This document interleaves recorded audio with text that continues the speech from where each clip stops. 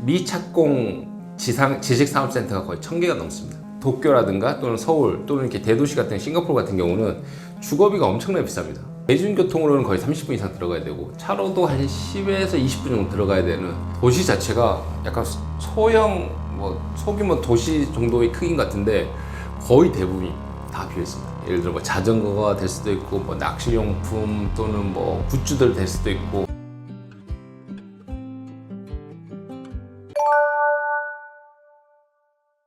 안녕하세요. 셀프 스토리지 IM박스를 운영하고 있는 남성호입니다. 이렇게 좋은 기회 주셔서 감사드리고 그동안 경험하지 못했던 아주 생소한 그런 셀프 스토리에 대해서 자세히 설명드릴 수 있도록 하겠습니다.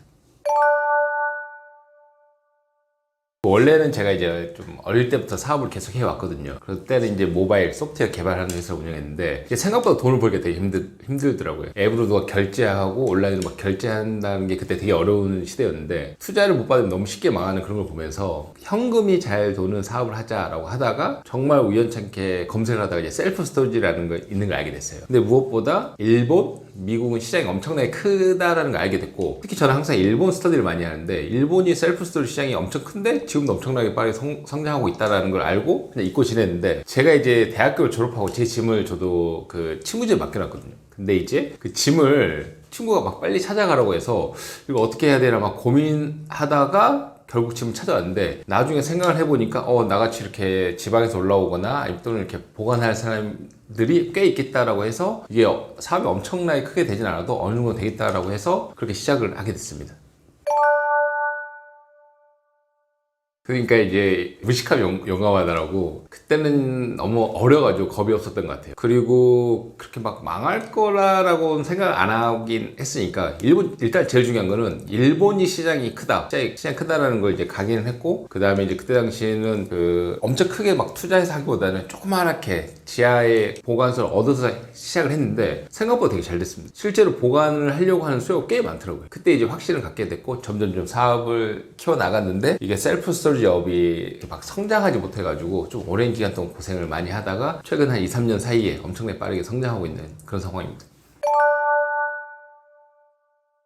일단 아마 투자에 관심이 많으신 분들이 많으실 건데 사업을 할 때 일단 자금을 확보하는 게 보통 이제 지인한테 돈을 빌린다든가 아니면 자기가 가지고 있는 돈을 한다든가 등등이 있는데 제가 개인적으로 추천드리는 거는 그 기술보증기금이라는 그 자금이 있는데 그게 아마 최대 1억 원까지는 어느 정도 이제 사업성이 검토가 되면 이제 대출을 해주는 걸로 알고 있어요. 그러니까 이 돈을 가지고 저도 처음에 사업을 하게 됐고 이게 되게 어떻게 보면 시드머니로서는 되게 엄청 중요한 그다음에 큰 중요한 역할을 했고 그 다음에 이제 제가 창고를 임대하고 막 진행하는데 그렇게 막 크게 돈을 들진 않았던 것 같아요. 그렇게 해서 이제 점점 짐을 보관하는 공간이 좁아지고 넓혀 나가고 하다가 그러니까 사실 정확하게 지금은 직영점이긴 한데 그때 당시 한 13개 정도까지 운영을 하다가 이제 어느 정도 성장이 멈춘 그런 상황이었습니다. 처음 겪는 어려움 너무 할 일이 없었습니다. 이게 지금 그 무인 매장 같이 이게 생각보다 할 게 거의 없더라고요. 온라인 마케팅을 좀 하고 하다 보니까 생각보다 짐을 엄청나게 많이 맡기는 거예요. 지금 예를 들어 무인 매장 또는 무인 투잡하고 싶으신 분들 정말 많잖아요. 예를 들어 은퇴하고 투자할 걸 찾는 사람이 정말 많은데 이 셀프 스토리가 정말 좋은 게 뭐냐면 할 게 거의 없습니다. 지금도 저희가 운영하는 지점을 한 170개 가까이 되는데 거의 한 명이 다 관리하고 있고 할 게 거의 없는 그런 상황이고 처음에는 생각보다 되게 잘 됐던 것 같아요. 어느 정도 잘 됐는데 이제 어려움 크게 없었고 다만 조금 고민이 이 보관 수요를 더 어떻게 하면 더 늘릴 수 있을까 이런 고민을 좀 많이 했는데 가장 중요한 건 수요를 많이 못 늘린 게 그때 당시에는 조금 아쉬웠던 것 같습니다. 일단은 어떤 분들이 주로 많이 맡기냐 데이터를 보면 젊으신 분들이 많이 맡깁니다. 대부분 25에서 40살 사이 이런 분들이 정말 많이 맡기는데 그럼 왜 짐을 맡길까요? 잘 생각을 해보시면 지금 조그마한 신림동에 있는 조그마한 원룸도 한 임대료가 한 80에서 100만 원 합니다. 한 달에. 강남은 요즘 주거비가 엄청나게 폭등해가지고 조그만 원룸도 100만 원에서 200만 원 해요. 그럼 이런 분들이 특히 여자분들 같은 겨울에 옷이라든가 인형이라든가 골프 장비 이런 게 정말 많아요. 그럼 이런 분들이 더 넓은 집으로 이사 간다. 이거 사실상 불가능합니다. 그러다 보면 이런 분들이 결국 집을 맡기는 거고 한번 짐을 맡기다 보니까 너무 편해서 계속 보관을 하게 되는 거고 이런 식으로 주거비가 폭등을 하니까 이게 결국은 창고 수요가 많이 늘어나서 아까 말씀드린 것 같이 자주 사용하지 않는 계절옷, 그 다음에 취미용품, 근데 요즘 연예인 굿즈 같은 거 되게 많이 막히고요. 이런 식으로 해서 정말 많이 막히고, 또 하나는 그 커머스를 운영하시는 분들은 대부분 자기 그 창고가 있어요. 왜냐면 어떤 조그만 사무실 얻어가지고 물건을 판매하는데 이걸 다 사무실에 놓기가 되게 어려운 부분이 있습니다. 그리고 예를 들어 정말 싸게 물건을 사왔어요. 이거 특가라고 해서 뭐 예를 들어 도매로 떼왔는데 만약 한 번을 가져오니까 이게 놓을 데가 없는 겁니다. 그럼 이걸 결국 자기 창고에 넣어놨다가 다시 가져오고, 실제로 저희 한 예로 올리브영 같은 경우도 저희 건물에 1층이 올리브영이고 2층이 저희 아이박스 보관소인데, 실제로 올리브영도 창고로 저희로 활용하고 물건이 빨리 팔리면 가져다 다시 채우는 식으로 이렇게도 많이 사용하고 있습니다. 그리고 또 하나는 이제 마지막으로 1인 가구 같은 경우는 이사를 되게 자주 다녀요. 1인 가구는 보통 이사 기간이 18개월에 한 번씩 이사 다니는데 거의 1년에 한 번씩 이사를 다니는 그런 상황이거든요. 그럼 이런 분들이 생각보다 이사 날짜가 맞지 않은 분들이 정말 많습니다. 이런 분들이 처음에는 이사 날짜가 맞지 않아서 소규모 이삿짐을 맡겨놨는데 이걸 맡겨놓으니까 생각보다 너무 편한 거예요. 그래서 자기만의 공간이 생겨서 자주 사용하지 않는 짐을 계속 놓고 실제로 그러니까 다시 이제 필요한 건 빼쓰고 이런 수요가 정말 많아서 이런 분들 형태로 지금 젊으신 분들 형태로 정말 많이 지금 보관 서비스를 이용하고 있습니다. 사실 조금 어떻게 보면 되게 안타깝고 참담합니다. 정말 제가 이제 국내에 계시는 부동산 전문가들을 가장 많이 만나는 사람 중에 한 명인데 뭐 건물주부터 해서 개인 투자자 아니면 세계적인 자산운용사 대표까지 정말 다양한 사람들을 많이 만나는데 지금 공실 문제 정말 심각합니다. 근데 더 문제는 뭐냐면 앞으로 더 심각해져요. 그게 데이터가 증명합니다. 왜 그러냐면 지금 전국에 미착공 지식산업센터가 거의 1000개가 넘습니다. 그러니까 쉽게 얘기하면 이 엄청나게 큰 지식산업센터가 인허가를 받고 지금 짓지 못한 데 1000개가 넘는 거예요. 그럼 이게 지금은 공실이 좀 줄었다고 하지만 다시 공실도 엄청 늘어납니다. 그 다음에 더 큰 문제 지금 상가? 주상복합 상가들 다 공실이에요. 근데 더 큰 문제는 뭐냐면 이게 지금 계속 공급이 되고 있어가지고 지금 공실 문제는 앞으로 더 심각해질 거고, 그 다음에 모든 리테일 어떤 상점이라든가 어떤 슈퍼 이런 게 다 망해가고 있어가지고 공실 문제는 앞으로 더 엄청나게 심각해질 건데 이게 대안이 없습니다. 정말 이게 안타깝고 되게 뭔가 특단의 대책이 필요하다고 생각합니다. 그렇게 보진 않는 게, 그러니까 저희한테 기여라기보다는 지금 공실 문제가 너무 심각하기 때문에 이 공실 문제가 앞으로 더 심각해지기 때문에 이 공실을 해결할 수 있는 유일한 대안이 셀프 스토리지입니다. 왜 그러냐면 상업용 부동산에서 유일하게 상권, 입지, 유동인구에 구애받지 않고 수익을 낼 수 있는 유일한 모델이 셀프 스토리지거든요. 그러다 보니까 임대인들이라든가 건물주 아니면 공실을 가진 투자자분들이 대안이 없는 거예요, 대안이. 지금 실제로 저희가 시흥 거북서, 안산 반달섬 같은 경우에서도 거기가 뭐 아시겠지만 거의 공실률 90%입니다, 90%. 근데 거기서 지금 엄청나게 안정적으로 수익이 나고 있어요. 그러니까 말씀드린 것 같이 저희한테 기회라기보다는 이 셀프 스토리지라는 모델이 세계적으로 검증되어 있기 때문에 이제 투자자들이라든가 건물주, 그 다음에 임대인들도 알아보시고 셀프 스토리지 아이박스한테 연락을 주시는 거고, 앞으로 확실한 건 저희한테 기회가 될 거라는 건 맞다고 생각하지만 결국적으로는 지금 공실 문제가 심각하고 아까 말씀드린 주거비가 폭등하기 때문에 이런 셀프 스토리를 통해서 뭐 저희도 좋고 임대인 좋고 고객도 좋고 다 윈윈할 수 있는 그런 구조라고 생각합니다. 정확하게 이야기하면 이제 그래프로 보여주면 약간씩 성장하다가 한 5, 6년을 이제 성장을 못하고 거의 가다가 정확하게는 재작년부터 거의 J컵이라고 하죠. 엄청나게 빠르게 성장하고 있습니다. 그럼 결정적인 계기는 뭐냐? 약간 두 번의 계기가 있었는데요. 첫 번째로는 사업을 하고 성장할 수 있는 계기가 제가 이제 기본적으로 이삿짐 보관은 수요가 엄청나게 많아요. 경기도 컨테이너 박스에 이삿짐이라든가 큰 짐들이 다 보관이 많이 돼 있거든요. 제가 소규모 박스짐을 보관을 하다가 이제 이사 업체를 설립을 하면서 좀 큰 짐도 하니까 회사가 많이 성장을 했습니다. 그리고 이제 그 이후부터는 이제 다시 성장 못하고 거의 오랜 기간 동안 가다가 저희가 재작년부터 비전형 임대차로 해서 아이엠박스가 들어가는 대신에 임대료를 고정 임대료가 아닌 변동 임대료, 그러니까 공실계 스타벅스라고 하거든요. 스타벅스 같이 변동 임대료를 주면서부터 그때부터 아이엠박스가 엄청나게 빨리 성장하고 있고 지금도 거의 매달 10개 이상씩 오픈하고 있는데 지금 아마 올해 말, 그러니까 다음 달이죠. 다음 달이나 아니면 내년 초 되면 아이엠박스가 이제 압도적인 1위 사업자가 될 거라고 확신합니다. 공실계 스타벅스라고 하는 거는 공실을 가진 임대인, 건물주께서 아이엠박스에 연락을 주시면 저희가 거기 들어가서 발생하는 수익을 보통 일반적으로 임대인 80%, 아이엠박스 20% 이렇게 수익을 나눕니다. 단지 이제 처음에 시설비는 임대인이 지불하세요. 시설비는 임대인이 지불하시는데 대략 50평 기준으로 해서 대략 한 6천에서 7천만 원 정도가 발생하고 거기서 발생하는 수익은 대략 50평에서 대략 한 600만 원 정도 수익이 발생합니다. 거기서 관리비라든가 그런 걸 떼고 8대2로 수익을 쉐어하는데 이렇게 돼서 대략 한 400만 원에서 450만 원 정도를 임대인이 가져가시는 거죠. 이런 식으로 해서 셀프 스토리로 수익을 창출하는 가장 좋은 방법은 저렴한 예를 들어 지하라든가 상부층 아주 저렴한 데를 임대를 하거나 매입을 하셔가지고 거기 셀프 스토리를 채우면 그러면 높은 수익률을 거두실 수 있습니다. 대부분이 엄청 좋아하십니다. 대부분이 정말 좋아하는 게 일단은 저희의 대부분의 이제 이렇게 그러니까 아이엠박스가 임차인이고 건물주가 임대인이에요. 그러니까 쉽게 이야기하면 임대인은 그 시설비를 지불하고 수익을 쉐어하는 조건으로 아주 우량한 임차인을 획득하게 되는 거죠. 그래서 실제로 지금 건물주분들, 건물의 자산 가치를 높이시고 싶으신 분들이 아이엠박스에 많이 연락 주십니다. 왜냐면 공실이 하나라도 비어있으면 건물 가치가 많이 내려가거든요. 근데 거기 수익이 100만 원, 200만 원만 나도 이게 수억이 올라갑니다. 그렇기 때문에 저희한테 연락을 주셔서 뭐 지하라든가 아니면 수익이 나기 힘든 곳에 아이엠박스를 입점을 시켜서 안정적으로 수익이 내려고 하고, 그 다음에 아까 말씀드린 것 같이 임대인께서는 아이엠박스라는 아주 우량한 임차인을 5년 동안 계약을 하시게 되기 때문에 뭐 안정적인 수익뿐만 아니라 자산가치 상승에도 크게 도움이 되는 상황입니다.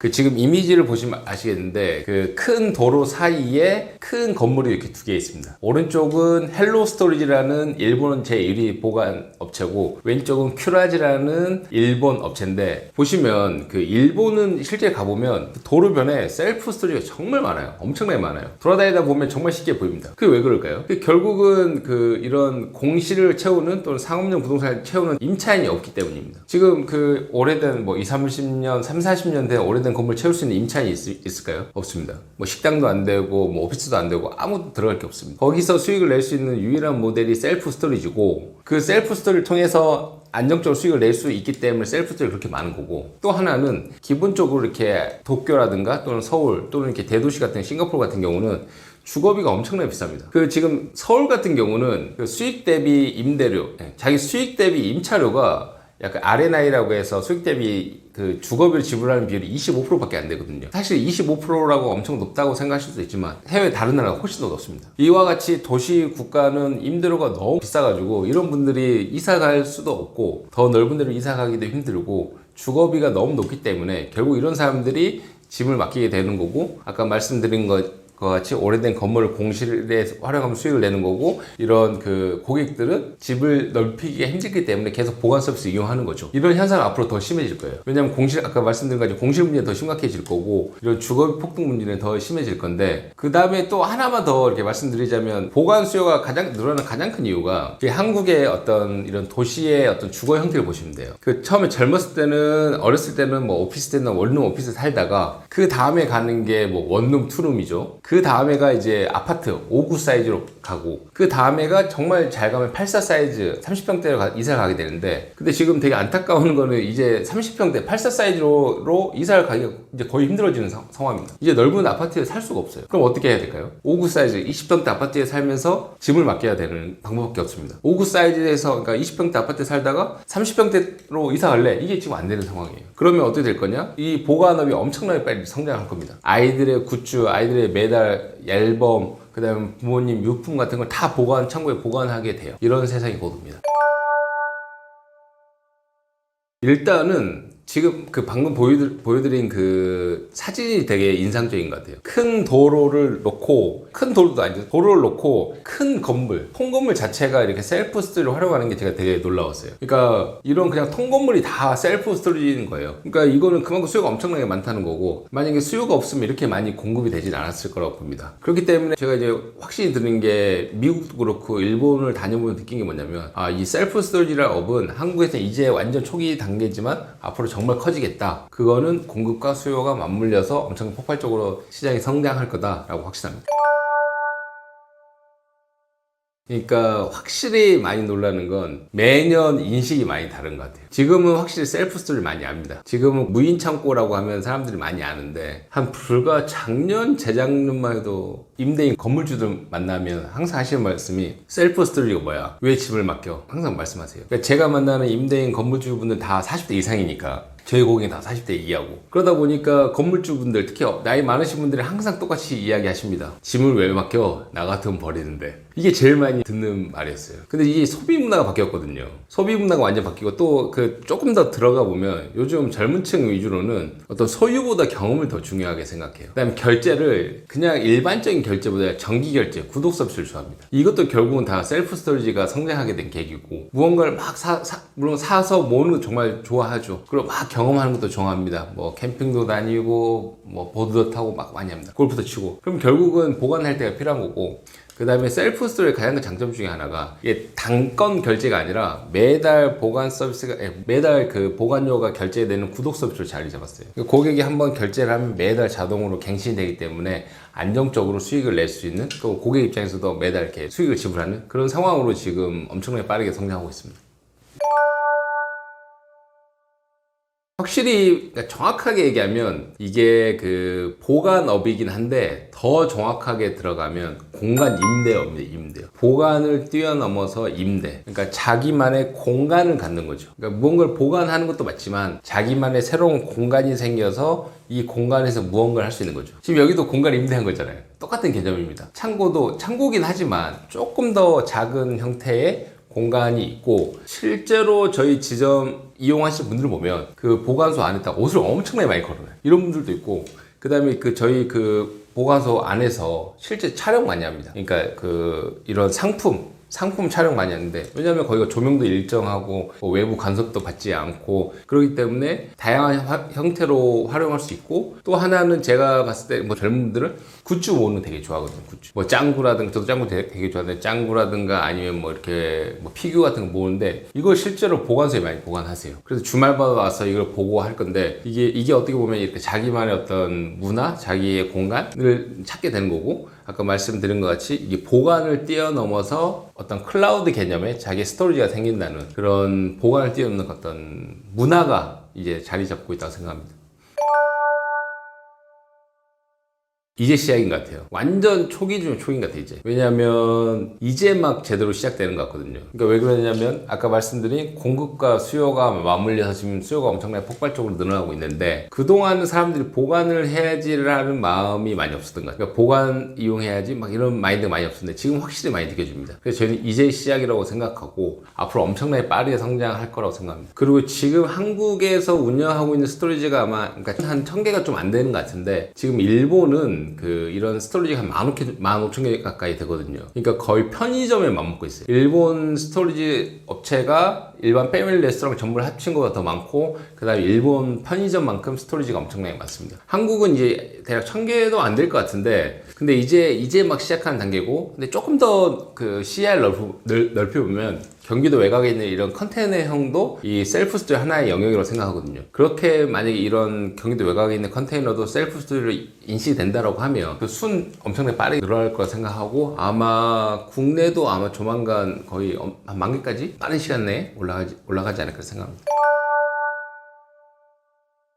그러니까 정확하게는 셀프 스토리로 돈을 버는 가장 좋은 방법은 지금 경매로 엄청나게 싸게 상가 같은 게 많이 나오거든요. 정말 말도 안 되는 가격에 경매로 나온 데가 있어요. 뭐 6억짜리가 6천원이 나오고 뭐 10억짜리가 1억이 나오고 이런 데가 생각보다 엄청나게 많습니다. 근데 너무 공실이 심각해질 것 같은 너무 처참한 데는 선택하지 마시고 어느 정도 회복이 가능할 것 같은 데는 정말 싼 가격에 경매를 받으시거나 정말 싸게 매입을 하시고 그 다음에 거기 스토리지를 넣으면 됩니다. 그럼 수익률이 엄청나게 높아집니다. 거기 경매 받아서 해봤자 뭐 관리비라든가 임대료가 사실 거의 안 나갈 거예요. 뭐 한 달에 몇십만 원밖에 안 나갈 건데 거기서 예를 들어 아까 말씀드린 것 같이 전용 50평이라고 하면 아무리 못해도 뭐 전용평당 6만 원만 잡아도 300만 원의 매출이 납니다. 거기서 200만 원만 그 정산을 받아도 엄청 성공한 겁니다. 그렇기 때문에 조금 저렴한 자산, 저렴한 그 어떤 부동산을 경매 받거나 아니면 매입을 해서 이걸 스토리로 전환하면 정말 높은 수익을 올릴 수 있습니다. 정확한 표현이 약간 먼저 말씀드리자면 이 정확한 표현은 셀프 스토리지가 맞고, 근데 셀프 스토리라는 단어가 어려우니까 무인 창고라는 단어를 많이 쓰고, 근데 정부에서 이제 건축법 시행령을 개정을 하면서 공유 보관 시설이라고 이제 표현을 했습니다. 그러면 이제 셀프 스토리지 이 업에 대해서 설명을 드리자면 저는 엄청나게 크게 성장할 거라고 생각을 해요. 결국 중요한 게 지금 주거비가 엄청나게 폭등을 하고 있고 이 주거비 절대 내려가지 않을 거라고 생각해요. 그렇다면 사람들이 아까 말씀드린 것 같이 20평대 사냐 30평대 사냐 거의 이건데, 이제 30평대는 거의 힘들 것 같아요. 근데 20평대 가족이 산다? 이건 조금 어려운 부분이 많을 것 같고, 이런 분들이 다 결국은 보관 서비스를 이용할 거라고 저는 생각합니다. 그리고 이제 이런 식으로 수요가 엄청나게 많이 늘어나면 결국은 공급이 되어질 거고, 그 다음에 실제로 싱가포르 같은 경우는 지금 어떤 식으로 돼 있냐면 이 셀프 스토리지가 도심의 물류창고 역할을 합니다. 제가 생각하는 것은 저희도 이제 건물 통건물이 이렇게 저희 스토리지 업을 하는 건물 자체가 이제 아이박스 건물이 있는데, 실제로 이런 물류센터 형태의 보관소로 발전을 하게 되면 이 보관소가 아마 무인 자율주행 거점이 되고 드론 배송의 거점이 되고, 이런 식으로 셀프 스토리지가 도심에서 고객들이 집 가까이 집을 맡기는 것뿐만 아니라 도심 물류의 한 역할을 할 거라고 생각을 해요. 그리고 실제로 그 미국 같은 데나 뭐 싱가포르 가보면 이 셀프 스토리가 도심 물류의 역할을 합니다. 그렇게 되다 보면 도심 안에 곳곳에 엄청나게 많은 지점이 깔린 것뿐만 아니라 도심 살짝 외곽에서 물류형 형태로 운영이 된다라고 하면 이 셀프 스토리는 엄청나게 크게 성장할 거라고 확신합니다. 네, 맞습니다. 정확하게는 주거 비율이 높은 거, 가구 수가 많은 데가 압도적으로 잘 됩니다. 특히 신림점 같은 경우, 신림 1, 2호점이 있는데 신림점 같은 경우는 엄청나게 빨리 점유율이 찼어요. 그러니까 오픈하자마자 거의 다 만실이 됐습니다. 왜냐면 1인 가구가 많거든요. 1인 가구는 가구 수도 많고 짐을 보관해야 되는 수요가 많기 때문에 엄청나게 빨리 수요가 올라왔습니다. 국내 보관업 중에서는 그 사업을 운영하는 형태 크게 세 가지인 것 같아요. 첫 번째로는 보관업을 하는 사업자가 직접 임대를 하는 방식이 있고, 직접 임대 방식. 두 번째, 저희 같이 아이박스가 들어가서 이렇게 운영하는 비전형 임대차 방식이 있고, 그다음 세 번째는 자산을 매입하는 형식이 있습니다. 각각 세 가지 특징이 뭐냐면, 아까 직접 그 임대를 하는 거는 그 빠르게 많은 지점을 늘릴 수가 있어요. 하지만 비용이 많이 들어갑니다. 뭐 보증도 내야 되고 임대료도 내야 되고 시설비도 다 사업자가 내야 되기 때문에 빨리 지점을 많이 늘릴 수는 있지만 엄청나게 자금이 많이 들어가고, 그다음 제 아이박스가 취하는 정책, 아이박스 취하는 전략, 비전형 임대차는 아까 말씀드린 것 같이 시설비를 임대인 지불해 주시면 저희가 들어가 수익을 쉐어하는 방식으로 운영이 되는데, 이거의 장점은 서로 윈윈할 수 있는 거죠. 공실을 가진 임대인도 좋고 저희도 좋은 건데, 단점은 임대인을 설득하기가 되게 어려운 게 단점이고, 그 다음에 마지막으로 자산 매입 같은 형식은 되게 좋은 게, 장점은 만약 자산을 매입했을 때 자산 가치가 상승이 되면 보관 수익뿐만 아니라 자산 가치 상승을 통한 수익을 얻을 수 있지만, 이건 단점이 속도가 엄청나게 많이 느리고 엄청나게 많이 자금이 필요합니다. 이런 상황에서 저희 아이박스가 취하는 전략은 아까 말씀드린 것 같이 비전형 임대차, 공실의 스타벅스 같이 운영하는 그런 방식으로 지금 운영을 하고 있습니다. 처음에 갔을 때는 조금 많이 놀랐습니다. 그 신림역에서도 대중교통으로는 거의 30분 이상 들어가야 되고 차로도 한 10에서 20분 정도 들어가야 되는 그 엄청나게 그 약간 구석진대에 위치해 있어요. 바로 산 아래에 위치해 있고, 그 작은 빌라들이 엄청나게 많이 있는 입점에 있는 데고, 엄청나게 많은 빌라가 있는 데고, 그 위에는 이제 그 원룸, 투룸, 그 빌라 같은 데 거주하시고, 그 지하 1층이 아예 아무것도 활용할 수 없는 그런 공간이었어요. 근데 그런 공간에서도 안정적으로 수익이 내는, 이거 보면 아마 깜짝 놀라실 겁니다. 여기서 어떻게 수익을 내지? 이게 수익이 내는 게 가능한가? 라고 했을 때 결국은 말씀드린 것 같이 그 주변에 빌라에 사시는 분들이라든가 그 주변 분들이 짐을 맡기고 쾌적하게 지내시는 분들이 정말 많았기 때문에 그런 곳에서도 수익이 나고 있는 상황입니다. 아까 말씀드린 것 같이 가구 수가 많은 데서 잘 됩니다. 왜냐면 사람들은 짐을 맡겨야 되거든요. 근데 이제 꼭 1인 가구 가정집이 아니어도 사업자들은 기본적으로 다 개인 창고가 있어요. 뭐 청소업을 하시는 분들도 있고, 그 다음에 뭐 인테리어업을 하시는 분, 그 다음에 뭐 영화 미술팀 아니면 뭐 커머스를 하시는 분들 다 개인 창고가 있습니다. 왜냐면 자기의 어떤 짐을 보관해야 되거든요. 예를 들어 뭐 청소업을 하거나 뭐 정비업을 하시는 분들도 막 차량에 막 짐을 엄청나게 많이 싣고 다니시는 분들도 있는데, 이런 분들이 대부분 창고를 빌려서 이렇게 그 보관 보관하고 사업을 영위하시는 분들이 정말 많고, 그 다음에 말씀드린 것 같이 이 창고는 창고만의 그 본연의 어떤 역할이 있는 것 같아요. 여기서 사람이 사는 건 아니잖아요. 사람이 살려면 주거를 위한 어떤 난방이라든가 수도라든가 이렇게 다 구비가 돼야 되는데, 창고는 말 그대로 어느 정도 쾌적하게 또는 쾌적하게 짐을 맡길 수 있는 조건을 드리는 게 중요하기 때문에 저희 아이엠박스가 구축하고 있는 최첨단 IoT 기술을 활용해서 아주 짐이 잘 보관될 수 있도록 하고, 그뿐만 아니라 뭐 보험이라든가 CCTV를 활용해서 정말 쾌적한 환경에서 잘 보관될 수 있도록 하기 때문에 수익이 나기 힘든 곳에서도 지금 안정적으로 수익이 나고 있습니다. 아마 가장 많이 보관하고 있는 거는 개인 가정집, 어떤 그런 자주 사용하지 않는 계절용품을 가장 많이 보관하고 있을 거라 생각합니다. 그 다음에 스키용품, 뭐 여름 낚시용품, 그 다음 또 많이 맡기는 게 그 캠핑용품 같은 것도 되게 많이 맡기시고요. 왜냐면 캠핑용품이 되게 많잖아요. 되게 짐이 많고 되게 크고, 그 다음에 사실상 겨울에는 캠핑 가기가 쉽지 않으니까 이런 거를 보관소에 많이 맡기는 그런 상황입니다. 그러니까 임대는 약간 반신반의했을 것 같아요. 이게 실제 이게 될까라고 생각을 많이 하셨을 것 같은데, 실제로 수익이 지금은 확인해 봐야 되겠지만 대략 한 500만 원? 그러니까 전용 그때 거의 한 60평 정도 됐나? 60, 70평 되는 데서 지금 한 500만 원 정도 수익이 났던 걸로 알고 있습니다. 3, 4개월 만에 거의 50% 이상 찾고, 그 다음에 6개월 안에 거의 한 7, 80% 이상 찾던 것 같아요. 그 다음에 거기가 임대료가 엄청 저렴한 데고 오랜 기간 동안 방치된 건데, 실제로 매출은 거의 임대료 대비해서 한 4, 5배 이상 수익이 나고 있는 상황입니다.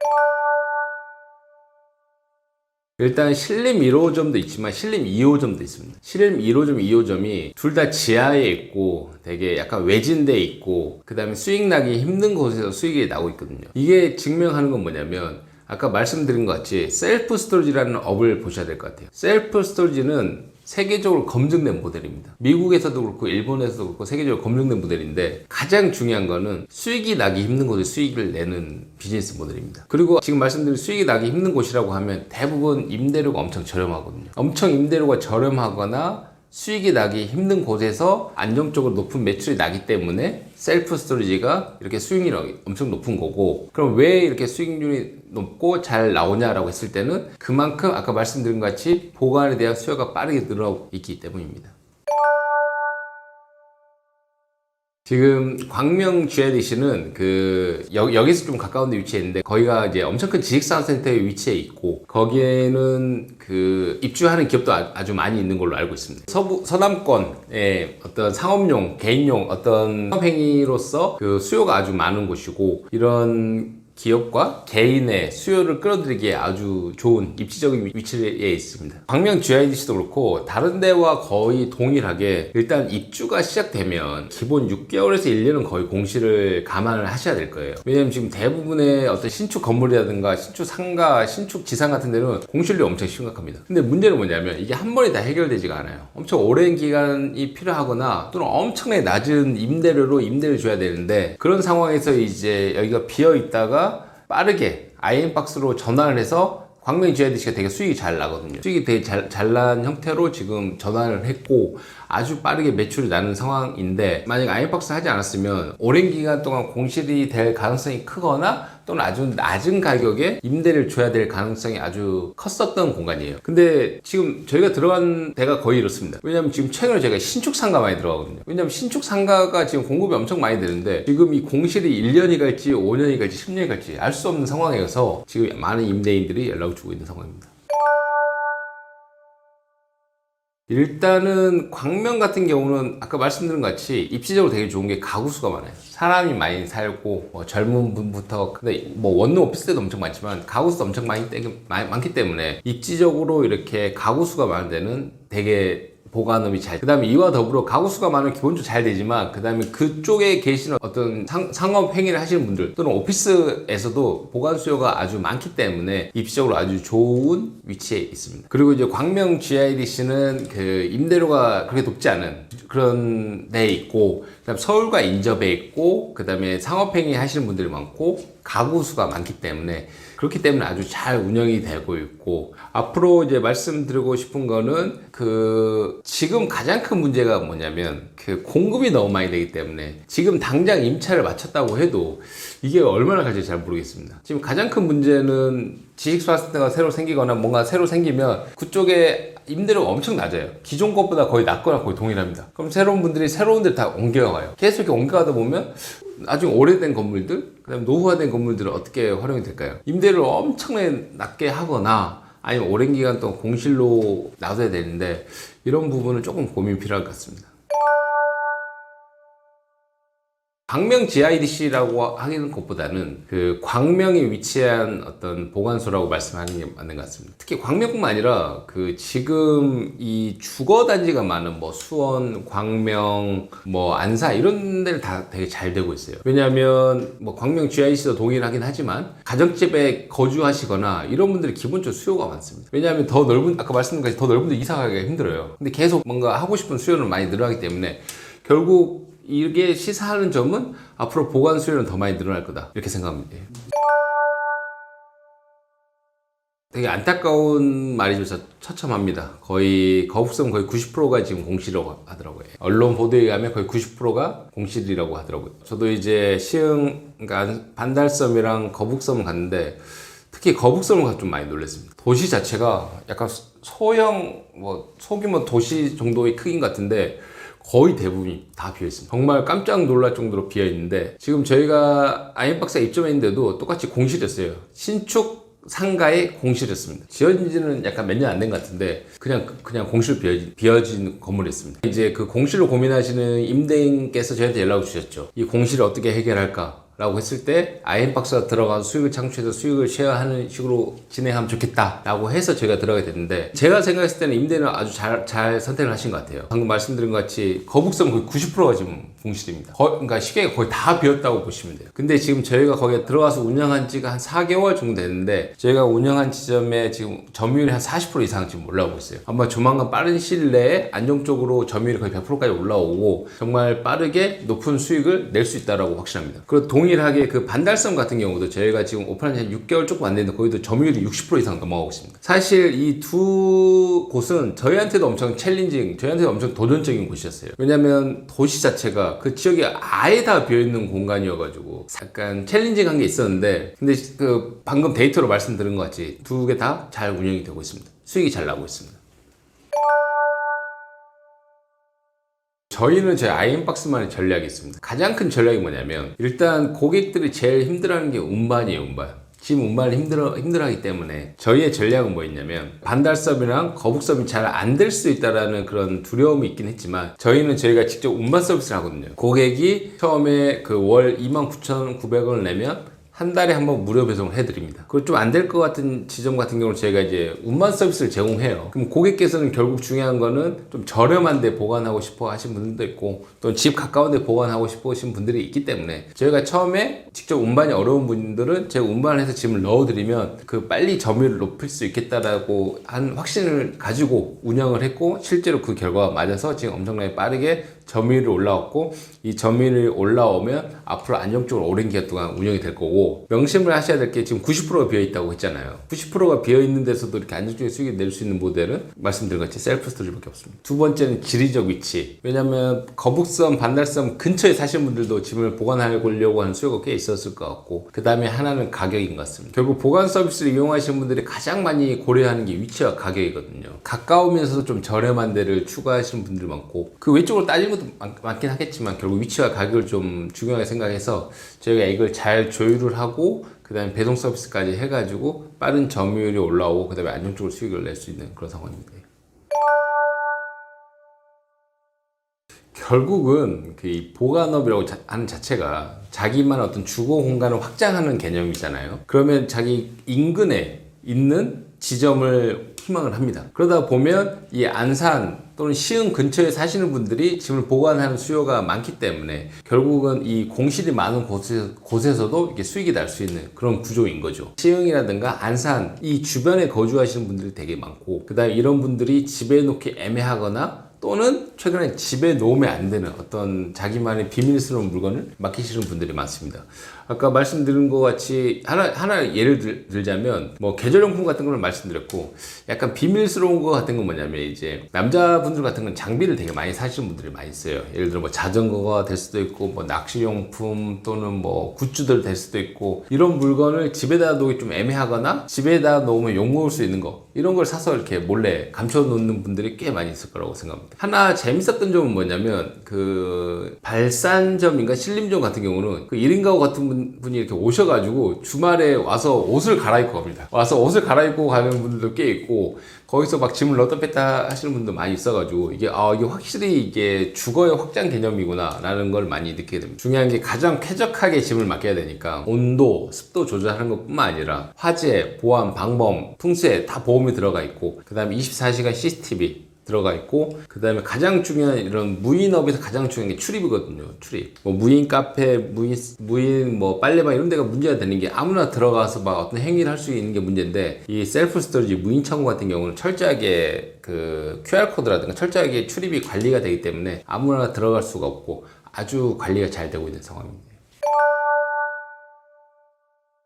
정확하게는 전체 미국 가구수의 10%가 셀프 스토리를 이용합니다. 일본도 엄청나게 많은 사람들이 이용을 해요. 이거는 결국 왜 그러냐면 사람들은 더 결국은 쾌적하게 지내려고 하는 어떤 니즈가 있기 때문에. 그래서 그래서 제가 항상 말씀드린 것 같이 아이엠박스의 비전이자 목표는 사회 문제로 발전하고 있는 공실 문제를 해결하는 거고, 또 하나는 주거비 폭등으로 인해 고통을 받는 이런 어떤 거주민들의 삶의 질 향상에 기여하는 게 제 아이엠박스의 비전이자 목표입니다.